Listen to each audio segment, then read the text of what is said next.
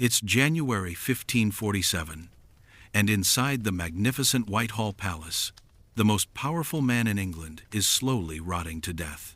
King Henry VIII, the giant who terrorized Europe, who broke with Rome, who beheaded 2 wives, is now a 300-pound monster, whose own body has become his worst enemy. And his death?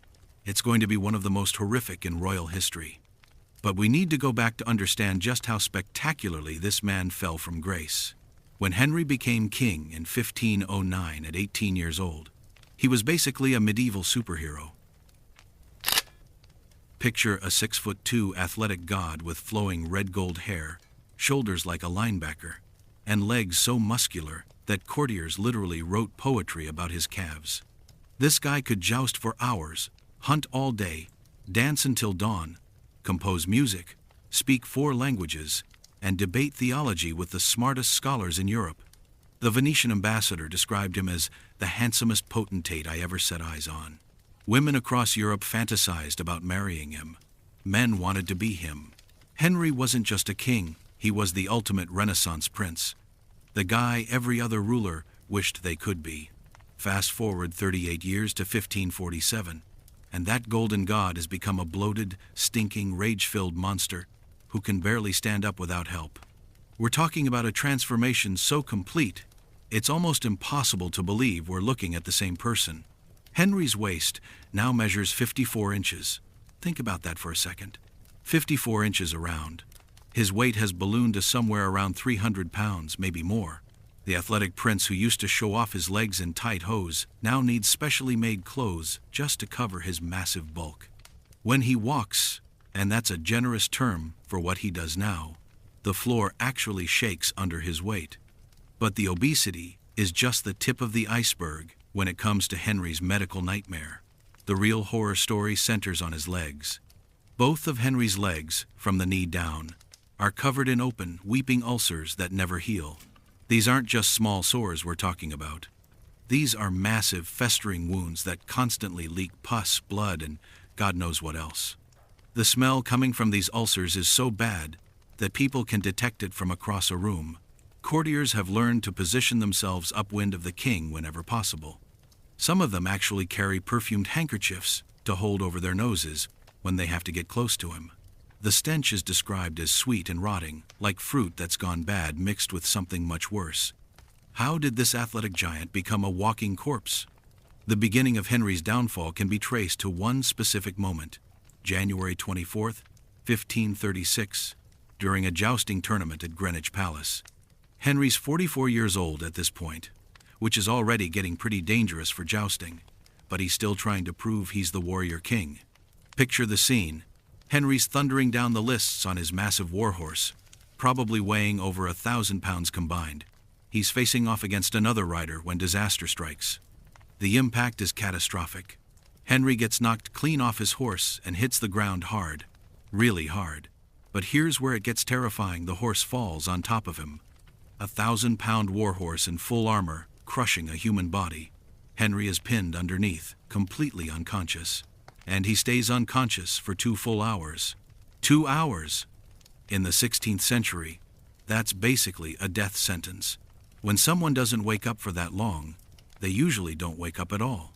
When Henry finally comes to, everyone thinks it's a miracle. The king is alive. But what nobody realizes at the time is that this accident has fundamentally broken something inside Henry's body and brain. From this moment forward, everything starts going wrong. The head injury probably causes frontal lobe damage, which explains why Henry's personality completely changes after the accident. The charming, scholarly prince who loved music and poetry transforms into the paranoid, violent tyrant we know from the history books.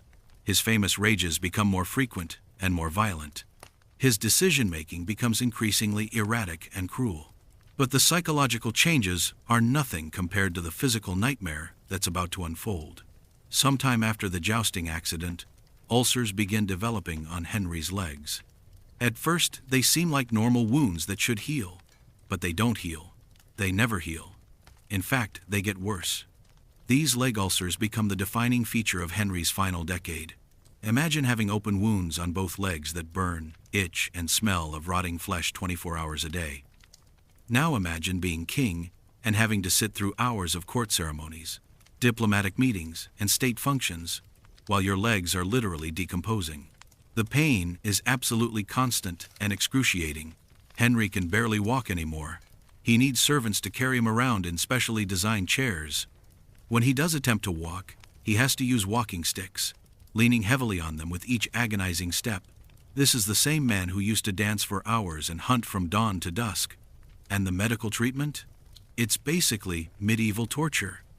Henry's doctors regularly cauterize the ulcers, which means they take red-hot irons and press them directly into the open wounds to burn away infected tissue. There's no anesthesia, no real painkillers. Henry just has to grip the arms of his chair and endure having his flesh literally burned while he's fully conscious. The cauterization never works. The infections keep coming back, stronger than before. The ulcers keep growing larger and deeper. Sometimes they temporarily close up, which gets everyone's hopes up, but then they burst open again, even worse than before. When they're closed, all that infected material builds up pressure inside his legs, until it literally explodes through the skin. Henry tries everything to heal his legs. He consults every doctor in Europe. He tries folk remedies, religious relics, special diets, exotic treatments imported from distant lands. Nothing works. Between 1540 and 1545, Henry even creates a handwritten book of medical remedies, desperately searching for something, anything, that might cure his condition. As if the leg ulcers weren't bad enough, Henry develops a whole catalog of other health problems. He suffers from constant headaches, not just regular headaches, but skull-splitting migraines that can last for days. During these episodes, Henry becomes extremely sensitive to light and sound. The entire court has to walk on tiptoes and whisper, because any loud noise sends the king into a violent rage. His blood pressure is probably through the roof from the constant pain and stress.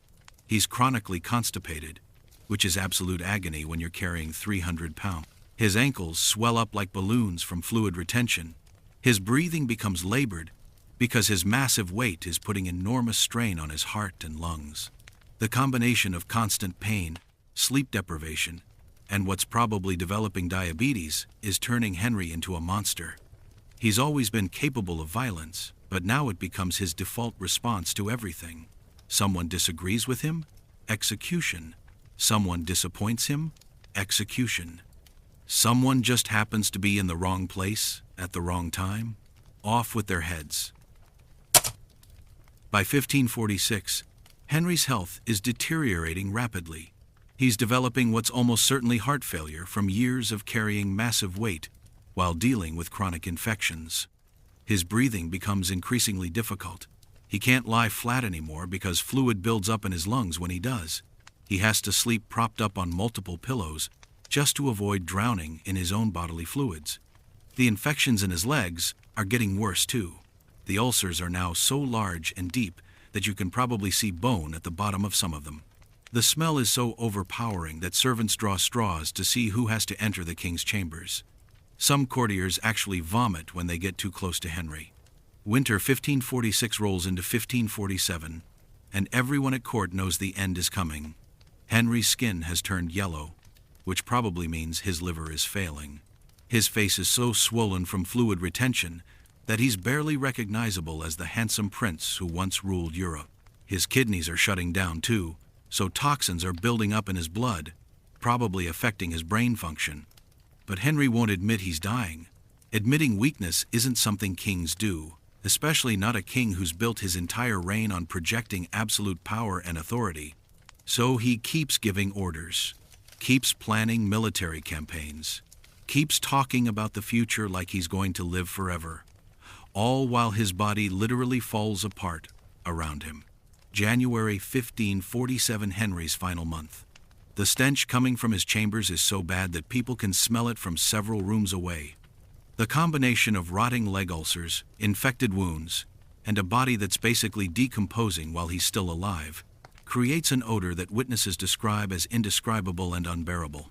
His doctors are in full panic mode now, trying everything they can think of to save the king. They're cauterizing his legs multiple times a day, burning away more and more infected tissue. They're bleeding him regularly, which just makes him weaker. They're forcing him to drink various herbal concoctions that probably taste like poison and do absolutely nothing to help his condition. The pain Henry experiences during these final weeks is beyond human comprehension. We're not talking about ordinary discomfort here. This is the kind of constant, burning, throbbing agony that drives people insane. Every nerve in his legs is screaming. Every movement sends lightning bolts of pain through his entire body. He can't sleep, can't eat properly, can't focus on anything except the torture his own flesh is inflicting on him. Henry's final days are a nightmare of medical horror. His doctors are basically torturing him in their desperate attempts to save his life. The hot iron treatments are happening multiple times daily now. The smell of burning flesh from the cauterizations mingles with the stench of infection, creating an atmosphere that must be like something from the deepest circles of hell. January 28, 1547, Henry's final day on earth. He's been fighting this losing battle against his own body for over a decade, and his strength is finally giving out. His breathing becomes increasingly labored as fluid fills his lungs. His heart, exhausted from pumping blood through a 300-pound body riddled with infections, starts to fail. The king who once terrorized Europe with his physical presence is now helpless as a newborn baby. He can't move without assistance from multiple servants. He can barely speak above a whisper. His once booming voice, which used to fill entire halls with commanding authority, is reduced to weak, barely audible gasps. Around 2 o'clock in the morning on January 28th, after hours of struggling to breathe, Henry's overtaxed heart finally stops beating. The last sounds he makes aren't royal proclamations or profound final words. They're probably just the rattling gasps of a man whose body has finally surrendered to years of unrelenting torture. But here's where the horror story continues even after death. Henry's corpse presents massive problems for everyone who has to deal with it. The body is so bloated and heavy that it takes multiple strong men just to move it. The leg ulcers are still weeping fluids even after death. The internal organs are probably in advanced stages of decay from the liver and kidney failure. The embalmers face a nearly impossible task. How do you preserve a 300-pound body that's been rotting while the person was still alive? The process must be absolutely disgusting. They have to deal with massive infected wounds, organs that are already decomposing, and a corpse that continues to leak various fluids from multiple locations. And the smell during the funeral preparations, it must have been beyond description. Even with all the perfumes, spices, and aromatics they use to try to mask it, you can't hide the stench of a decomposing body with massive infected wounds. The coffin probably has to be sealed immediately, and kept sealed just to make the funeral bearable for the mourners. Legend has it that during the journey to Windsor Castle for burial, Henry's coffin actually burst open from the pressure of gases building up inside the decomposing body. Dogs were supposedly seen licking the blood that leaked out onto the floor of the hearse. Whether that's true or not, it perfectly captures the grotesque end of a man who started life as everything a king should be. The transformation of Henry VIII, from golden prince to rotting monster, is one of the most dramatic falls from grace in royal history. The athletic young king who could outrun, outfight, and outdance anyone in his court dies unable to walk, barely able to speak, his body literally falling apart from the inside out. Henry's death isn't just terrible, it's a complete degradation of everything he once represented. The magnificent prince becomes a bloated corpse. The feared warrior becomes a helpless invalid. The man who controlled the fate of nations can't even control his own bodily functions in his final hours. In the end, Henry's death is probably a mercy. After more than a decade of constant agony, after watching his own body betray him piece by piece, death finally releases him from a torture that no human being should have to endure. The tyrant king, who showed no mercy to his enemies, receives none from his own flesh.